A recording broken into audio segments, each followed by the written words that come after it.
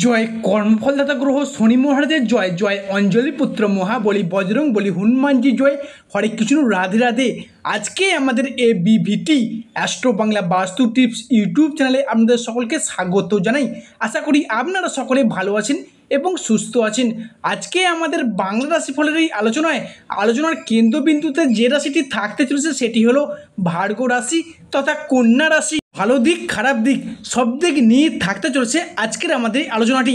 তো ভিডিওটি স্কিপ না করে শেষ পর্যন্ত দেখার জন্য অনুরোধ রইল। ভিডিওর প্রতিটি আলোচনা সহজভাবে সরলভাবে সব বিস্তারে আলোচনা করাই হলো আমাদের ভিডিওর মূল লক্ষ্য। তো প্রিয় দর্শক বন্ধুরা, ভিডিওটি স্কিপ না করে শেষ পর্যন্ত দেখতে থাকুন। ভিডিওটিতে অবশ্যই একটি লাইক দিয়ে যাবেন এবং স্বয়ং শনি মহারাজের আশীর্বাদ পেতে কমেন্ট বক্সে অবশ্যই শনি মহারাজের একটি নাম নিয়ে যাবেন। তাহলে দেখবেন শনি মহারাজের আশীর্বাদ পেতে কেউ আপনাকে আটকে রাখতে পারবে না। প্রথমে জানিয়ে রাখি, কন্যা রাশির উত্তরা নক্ষত্র, কন্যা রাশির হস্ত নক্ষত্র কিংবা কন্যা রাশির চিত্র নক্ষত্রের মানুষদের ক্ষেত্রে আবারও একবার জীবনে নতুন করে সুযোগ প্রাপ্তির শুভ সময় কিন্তু আসতে চলেছে। আবারও একবার জীবনের সফলতার পথে একটা নতুন মোড় আসতে চলেছে নতুন বছরে চলগত মে মাস থেকে জুন মাস 2025 সময়কালটির মধ্যে। আজকে আমাদের প্রতিটি আলোচনা হতে চলেছে প্রতিটি গ্রহ, প্রতিটি নক্ষত্র এবং প্রতিটি ছায়াগ্রহগুলির অবস্থান বা ট্রানজিস্টের উপর ভিত্তি করে। এই ভবিষ্যৎবাণীটি কোন কোন সময়ে কোন কোন দিনগুলিতে কি কি ঘটতে চলেছে, কোন কোন সময়কালটিতে আপনাদের সাবধানতা অবলম্বন করে চলতে হবে, সেই সমস্ত বিষয়কে কেন্দ্র করে কন্যা রাশি সাপেক্ষে আজকের আমাদের আলোচনার মূল বিষয়। সর্বপ্রথমে আপনাদের জেনে রাখা প্রয়োজন 2025 সালটি কোন গ্রহ দ্বারা পরিচালিত। 2025 হলো মঙ্গল গ্রহ দ্বারা পরিচালিত বছর। জ্যোতিষশাস্ত্র অনুযায়ী মঙ্গল হলো ন্যায় দেবতা, অর্থাৎ যারা সত্য কথা বলেন, সৎ পথে চলেন এবং যারা ভীষণ ভীষণ ধর্মপরায়ণ মানুষ হন। সে আপনি যে ধর্মেরই মানুষ হন না কেন, হিন্দু হন, মুসলিম হন, খ্রিস্টান হন, জৈন হন, তাদের জন্য অবশ্যই বিজয়ের বছর হতে চলেছে 2025 সালের চলগত মে থেকে জুন 2025 সময়কালটি পর্যন্ত। না রাশি ভালো, কোনো রাশির সারা বছরের রাশিফল জানতে গেলে প্রথমে সেই রাশির সাপেক্ষে গ্রহদের গোচরগত অবস্থান আমাদের জেনে নেওয়া প্রয়োজন। যে গ্রহগুলি সব রাশিতেই বেশিরভাগ সময় ধরে অবস্থান করে থাকে, যে গ্রহগুলি রাশিগত বিচার জানা খুবই জরুরি। তাই প্রথমেই এই রাশি তথা কন্যা রাশির সাপেক্ষে দীর্ঘমেয়াদী গ্রহগুলির গোচরগত অবস্থান আমরা জেনে নেব। প্রথমেই জানাবো দেবগুরু বৃহস্পতির সম্পর্কে। দেবগুরু বৃহস্পতি প্রত্যেক রাশিতেই একটি বছর করে অবস্থান করে থাকে এবং একটি বছর করে শুভ দৃষ্টি প্রদান করে থাকে। যেহেতু বৃহস্পতিদেব কন্যা রাশির সাপেক্ষে 2025 জুন মাস পর্যন্ত অবস্থান করবে, সেহেতু দেবগুরু বৃহস্পতিদেব পঞ্চমপতি ও অষ্টমপতি হিসাবে দৃষ্টি প্রদান করবে। পঞ্চমপতি হিসাবে বৃহস্পতিদেব নবমভাবে প্রবেশ করবে, যেটা কিন্তু কন্যা রাশি বা কন্যা লগ্নের মানুষদের জন্য খুবই লাভজনক হতে চলেছে। বৃহস্পতিদেব কন্যা রাশির প্রথম, চতুর্থ ও নবমভাবে অবস্থান করবে। সেখান থেকে কন্যা রাশির প্রথম ঘরে, তৃতীয় ঘরে ও পঞ্চম ঘরে দৃষ্টি প্রদান করবে এবং বৃহস্পতিদেবের পক্ষ থেকে কন্যা রাশির মানুষদের জন্য সর্বপ্রথম যে ভবিষ্যৎবাণীটি উঠে আসছে তা হলো, বৃহস্পতি যেহেতু প্রত্যেকটি মানুষের বারচাটে নৈসর্গীয় শুভ গ্রহ, তাই বৃহস্পতিদেব প্রত্যেকটি মানুষের জীবনে কিছু না কিছু শুভ ফল দিয়েই থাকে বা শুভত্বের সঙ্গে জড়িয়ে থাকে। তাই বৃহস্পতিদেবের মতো এমনই একটি গ্রহ যখনই আপনার রাশি তথা কন্যা রাশিতে প্রবেশ করতে চলবে, যার ফলে আপনি যে অসফলতার মধ্য দিয়ে যাচ্ছিলেন, কিছু করে দেখানোর দিক থেকে শুভ ফল পেতে ব্যর্থ হচ্ছেন, কিছু কাজ করছেন কিন্তু শেষ মুহূর্তে গিয়ে সেটি আটকে যাচ্ছে, বা আপনি কোনো পরিকল্পনা আপনি কাজ করতে চাইছেন সেটি করতে পারছেন না, ভীষণভাবে ব্যর্থ হচ্ছেন, সেই সব দিক থেকে আপনাকে এবার রক্ষা করবে বা শুভ ফল প্রদান করবে। তাই নিজের ক্রিয়েটিভিটিটাকে জগৎ সবাই মিলে ধরার শেষ সুযোগ এসেছে, কারণ বৃহস্পতিদেবের আশীর্বাদ আপনাদের সঙ্গে আছে।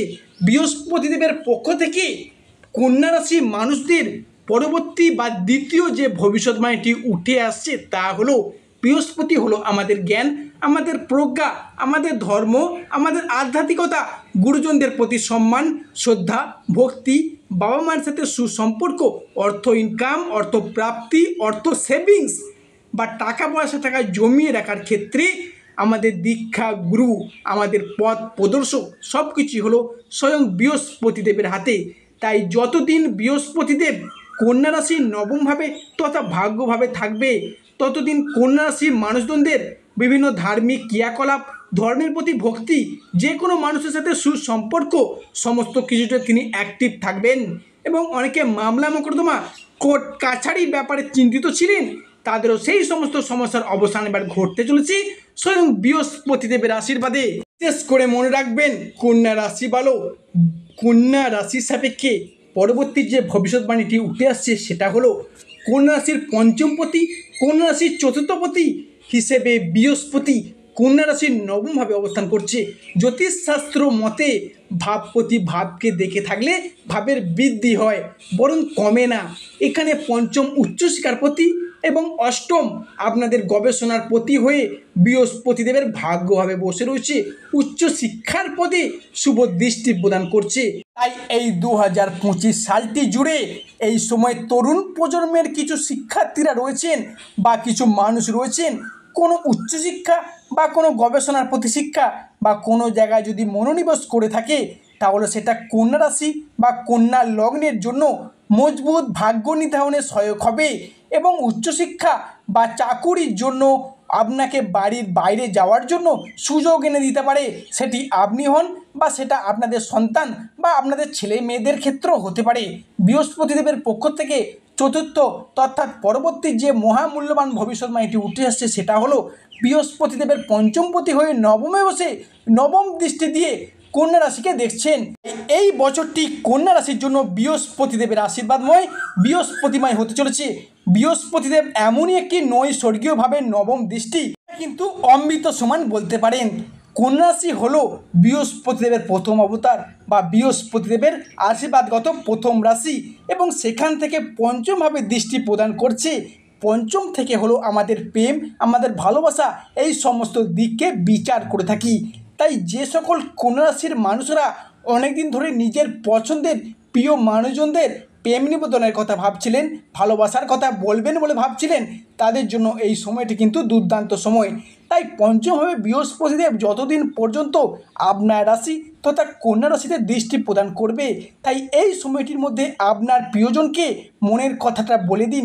দেখবেন এই সময়ের মধ্যে মনের কথা বলে দেখবেন বৃহস্পতিদেবের আশীর্বাদে আপনার জীবনের নতুন অধ্যায় শুরু হবে। অনেকেই বিবাহিত জনিত চিন্তিত ছিলেন, বিবাহে বাধা পড়ে যাচ্ছিল, তা কিন্তু এবার মিটতে চলেছে স্বয়ং বৃহস্পতিদেবের আশীর্বাদে। বা অনেকে বিচ্ছেদের পর নতুন সঙ্গী বা সঙ্গিনীর আশায় ছিলেন, তাদেরও কিন্তু এবার মুখে হাসি ফুটতে চলেছে, জীবনের নতুন অধ্যায় শুরু হতে চলেছে। বা যে সকল কন্যা রাশির বিবাহিত দম্পতিরা রয়েছেন, সন্তান ধারণের কথা ভাবছিলেন বা প্ল্যান বা পরিকল্পনা করে রেখেছেন, তাদের জন্য এই সময়টা কিন্তু খুবই শুভ সময় হতে চলেছে। তাই তাদের জন্য বলে রাখি, যেহেতু বৃহস্পতিদেব কন্যা রাশির সাপেক্ষে 2025 জুন মাস পর্যন্ত অবস্থান করবে, তাই এই সময়টির মধ্যে আপনারা আপনাদের সিদ্ধান্ত নিয়ে নিন, দেখবেন আপনাদের জন্য খুবই শুভ ফলদায়ক হবে। যারা গাইনি সম্পর্কিত সমস্যায় ভুগছেন, বৃহস্পতিদেবের আশীর্বাদে আপনাদের জীবনে নতুন আশার আলো দেখতে পাবেন। পরবর্তী যে মহামূল্যবান ভবিষ্যৎবাণীটি উঠে আসছে কন্যা রাশি বা ভার্গো রাশির ক্ষেত্রে, সেটি হলো যেহেতু বৃহস্পতিদেব আপনার রাশির সাপেক্ষে নবমভাবে দৃষ্টি প্রদান করতে চলেছে, তাই আপনার স্বাস্থ্যের উন্নতি হবে, আপনার কর্মের উন্নতি হবে। এতদিন আপনি নানা চেষ্টা করেও কর্মহীন হয়েছিলেন কিংবা কারোর ক্ষেত্রে কর্মসংস্থান হলেও কাজের চাপে কাজ ছেড়ে দিতে পর্যন্ত বাধ্য হয়েছেন বা ছেড়ে দেওয়ারও কথা ভেবেছেন, তাদের জন্য বলে রাখি এই সমস্ত সমস্যার সমাধান হবেই হবে। যেহেতু বৃহস্পতিদেব নবমপতি তথা কর্মপতিভাবে আপনার রাশিতে অবস্থান করছে, সেহেতু কন্যা রাশির মানুষদের জন্য খুবই ভালো সময় হতে চলেছে। পাশাপাশি আপনাদের ক্ষেত্রে বেহিসাবি বা অকারণে যে টাকা ব্যয় হয়ে যাচ্ছিল, আয় এবং ব্যয়ের মধ্যে হিসাবের সমতা বজায় রাখতে একদমই পারছিলেন না, এমন জায়গায় টাকাটিকে কাজে লাগাচ্ছিলেন সেটা বিফলে যাচ্ছে। এই জায়গা থেকে কিন্তু আপনাকে এবার রক্ষা করবে স্বয়ং বৃহস্পতিদেব এবং শুভ ফল প্রদান করবে। পরবর্তী অর্থাৎ সপ্তম যে ভবিষ্যৎবাণীটি উঠে আসছে কন্যা রাশির তথা কন্যা লগ্নের সাপেক্ষে, সেটি হলো বর্তমানে রাহুদেব কিন্তু মীন রাশিতে অবস্থান করছে। সেখান থেকে একাদশভাবে দৃষ্টি দিয়ে কন্যা রাশি বা কন্যা লগ্নের উপর দৃষ্টি প্রদান করতে চলেছে। তাই বেহিসাবি খাদ্যাভ্যাসের ফলে আপনাদের পেটের সমস্যা, লিভারের সমস্যা দেখা দিতে পারে। সেদিক থেকে একটু নিজেকে খেয়াল রেখে চলবেন এবং অসামাজিক কথাবার্তা, আপনার হঠকারী ভাব, ঝগড়া বা গণ্ডগোলের কারণে ভীষণ সমস্যা দেখা দিতে পারে।